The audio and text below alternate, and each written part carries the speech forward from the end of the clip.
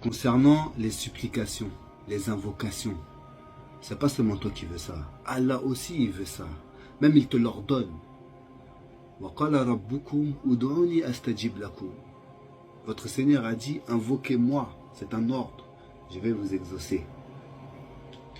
وَالَّذِينَ يَسْتَكْبِرُونَ عَنْ عِبَادَتِي. Et ceux qui se trouvent trop orgueilleux pour m'adorer, سَيَدْخُلُونَ جَهَنَّمَ دَاخِرِينَ. Ils vont bientôt rentrer dans l'enfer. C'est même un péché même de ne pas l'invoquer. Mais maintenant, il y a des façons de faire. C'est ça qu'on va voir ici.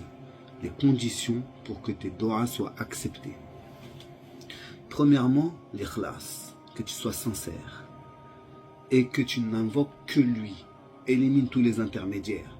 Parle directement avec lui. Ensuite, que ton cœur ait la certitude. Tu ne dois pas être hésitant dans tes demandes. Ne dis pas, Inch'Allah, donne-moi ça si tu veux. Non, non, non, tu dois être ferme dans tes demandes. Et tu dois insister. J'avais un professeur qui nous disait, la porte d'Allah, là, c'est une porte, tu tapes, tu tapes, tu tapes. Tu ne le cesses pas de taper pour partir quelque part. Tu vas où?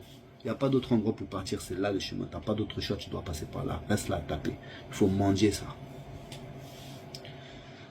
Maintenant, il y a des moments propices et des situations propices. Les moments propices, c'est par exemple le dernier tiers de la nuit. C'est par exemple entre l'adhan et l'iqama. C'est par exemple au moment de la rupture du jeûne. C'est par exemple quand tu as subi une injustice, quand tu es en voyage ou quand il pleut.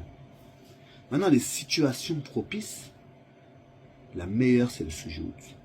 Qala Allah Ta'ala, Iqra bismi rabbika alladhi khalaq, lis au nom de ton Seigneur qui a créé. Et tout à la fin de la surah, il dit quoi?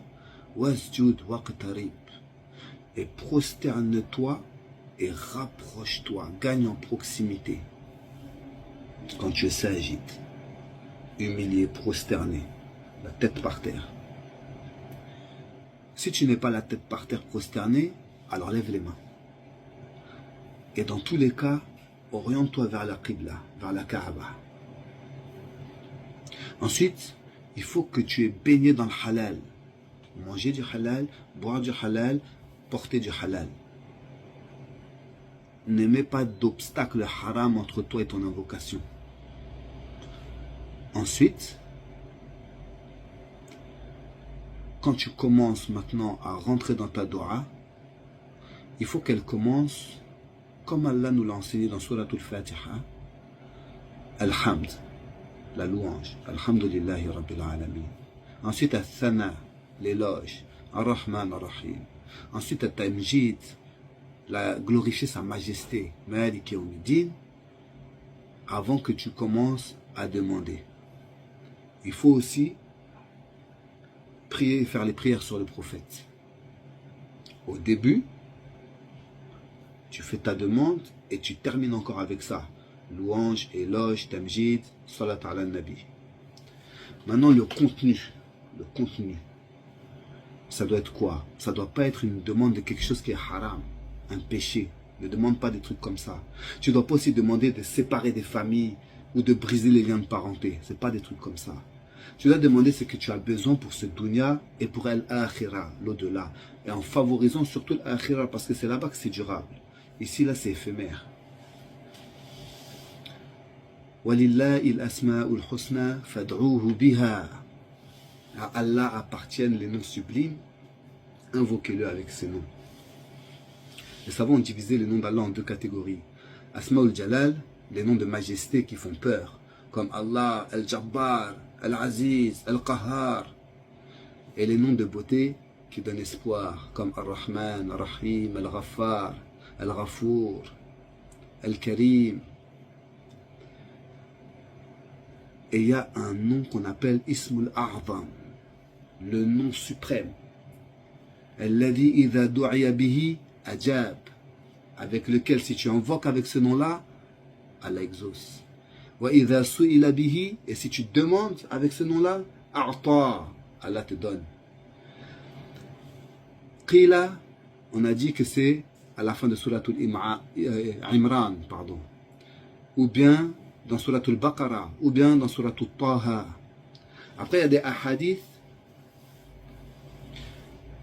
où des compagnons ont invoqué, ils ont cité des noms, et le prophète a dit, il a certes invoqué Allah par le nom suprême. Et il y a toujours le même genre de formule. As'aluka, je te demande, bi'annani ashhadu, par le fait que j'atteste, annaka anta Allah, que toi tu es Allah. Alladhi la ilaha illa ant, et il n'y a pas d'autre Dieu que toi.